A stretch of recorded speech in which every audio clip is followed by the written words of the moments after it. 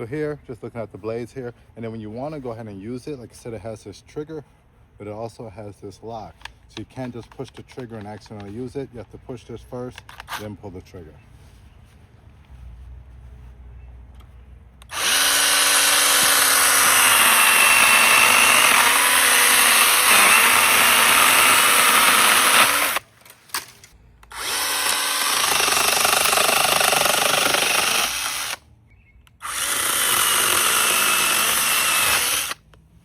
Wow, that cuts quick.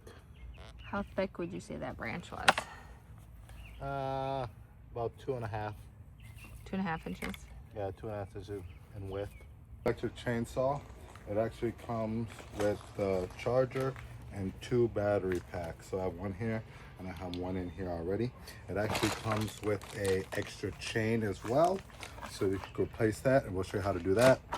Some safety goggles or safety glasses, screwdriver, instruction manual, and some gloves.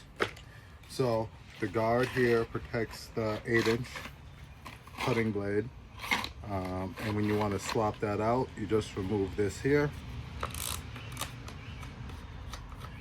and then removing it gives you access to the mechanism so you can replace that chain. So very simple, very straightforward. Just going to get that tagged back on there really quickly here before we go do a cut. You have your handle. This just screws right in. This also comes in. Here we have where the electric chainsaw oil goes, and that will be to help oil the blade.